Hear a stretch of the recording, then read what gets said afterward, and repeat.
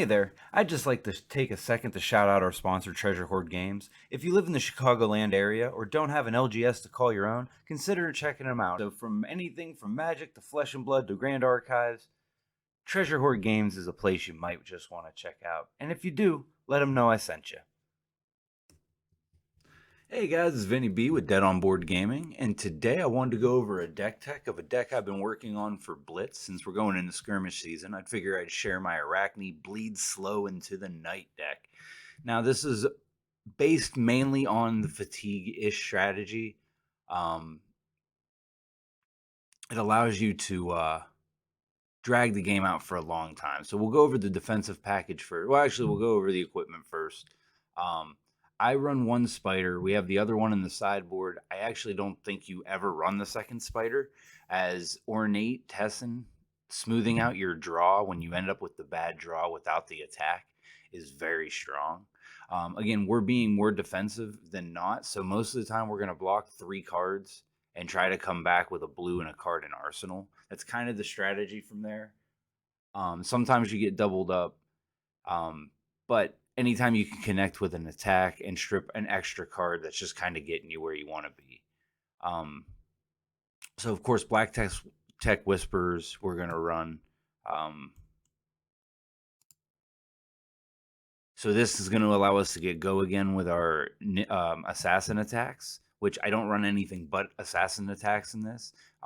Later, I'll talk about a couple cards I'm thinking about swapping in, which would change that a bit. But right now, this actually hits every one of our attacks to give us go again. Plus, it has the strength of blocking for 1, and after you use it, you can buy it back and it blocks for 1 again. Same thing with Mask. I didn't mean to do that. Same thing with Mask. It does the same type of reaction, except this one mills a second card or makes them banish a second card if you hit with your attacks. It also gives you the buyback and Battle Worn, which I just think Battle Worn is the best mechanic on equipment, period. Being able to block it down and then still use the ability whenever it's at best case scenario is so strong. I don't know why I keep doing that.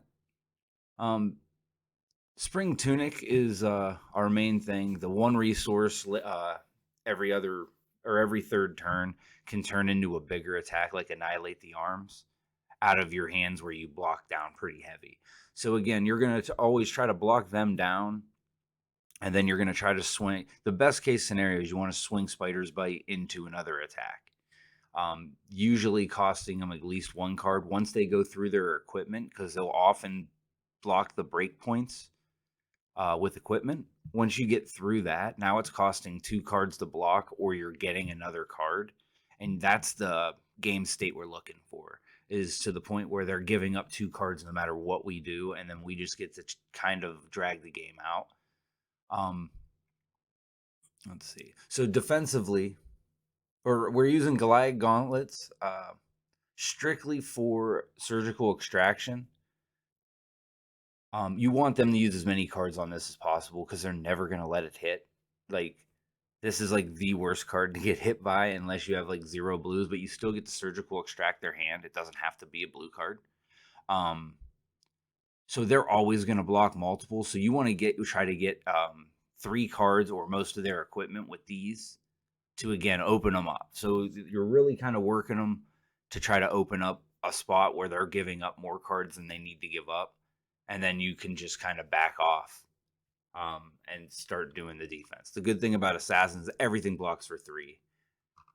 So defensively, we're running 2 Fate for Scenes, 2 Oasis Respites, 2 Sigil of Solace, 2 Sink Belows, and 2 That All You Got, which I think this card's phenomenal. We're about to enter a meta where ninjas are going to at least be tried. This is going to block a lot of things and draw you a card. So again, to not lose tempo, I think this card's very, very good. Plus, it's a good pitch. It will get your weapon to go, and then you can follow up with a 0 attack. So it gives you kind of, again, you want to kind of not take damage for a long time. You want to kind of make them waste their reds. And then every time you attack, you get to look at the top card and decide top or bottom. This is where the deck gets kind of complicated, um, because the more you know about their deck, the better this is. So like, you don't want to leave a good card on top if you don't think you're gonna hit. Like, if you don't have a way to pump by at least 3 and make them have to make the decision on a bad block, I would just bottom it and not deal with their combo card until later. You know what I mean? Because you get to stack the bottom the way you want to.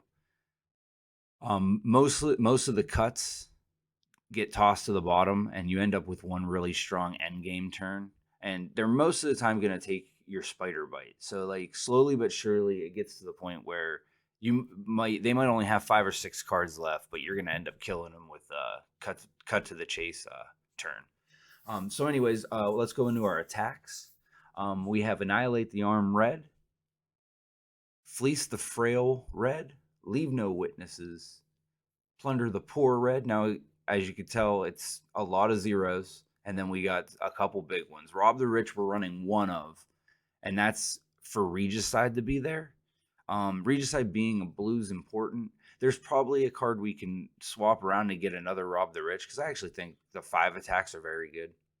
Sack the Shifty, very good against ninjas. We already went over those. Slay the Scholars is good against a lot of different decks, because most decks do run some kind of non-attack actions. Eradicate is one of the main cards of this deck, because you want to swing that with a cut to the chase backup, and try to get 3 cards. Let's say 3 cards on average. You want to try to get the 3 card mill, because again, that's the board state we're looking to get to. We're not racing. We don't have heavy attacks. Like, we're racing their deck.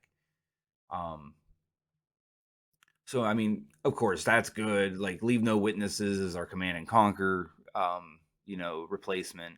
So like, of course it's good. Same with Surgical Extraction, but again, they operate on these different axes, right? They have to overblock these cards, which is milling, and that's again all we're trying to do. And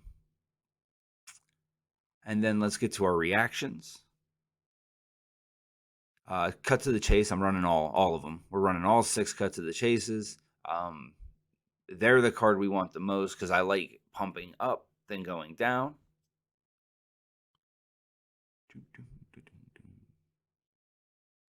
And then we're running shreds. I'm not running red shred. I actually don't like red shred in Blitz. I like it more in CC, where you'll know a deck that's going to bring in more so than not defense reactions. So I know you're always going to run into Sink Below, right? Like, that's going to come up, but I don't think that's a good enough reason to run the red shred. I don't know. Not a big fan of it.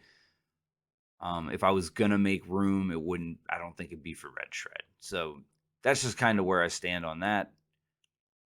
And then we're running Payday. Payday's pretty much a blue block 3. But if you ever do get this to go off, it kind of gives you like free reign to blow things up. Plus, it gives you a draw outlet if you have bad cards, because sometimes filtering is just kind of the way to go.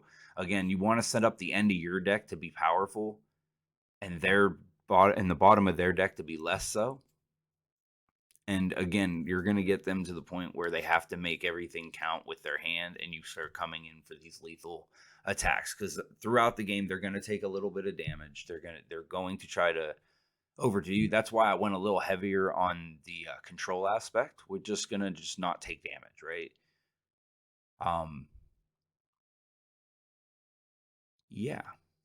So anyways, that's pretty much the deck tech here. We got in the sideboard, we have a Lantern, which goes for wizard matchups. Nalrune Robe, I think, comes into, and then we bring in Arcanite Skullcap. We leave in the legs. Go again's good, especially because they're going to try not to block. So when you can come in, and again, you're going to mill 2, you're coming in with that damage, and they start having to make decisions. But Arcanite Skullcap is actually like very important in this matchup, because you can play the life total game in this pretty well. And you can just make sure your Skullcap's on when you're low enough. Up until you get to, like, if you guys end up in that drag out thing. But again, like, Skullcap has this skill ceiling where it really is just about managing life, and you both have to understand that and how it kind of works out. But like you can get up to 6 or 5 AB with that on, and it blocks for an extra 1. So if they end up running, attack reactions too, like it's real good into the Briar match. They put it that way. Or I would probably run one of the two the caps here over the mask against like Benji, because you have to have blocking. One of the other changes I might consider is the Nalrune robe could be the gauntlets that block for 2 iron hide gauntlets, to add 2 block, again thinking of the Benji matchup.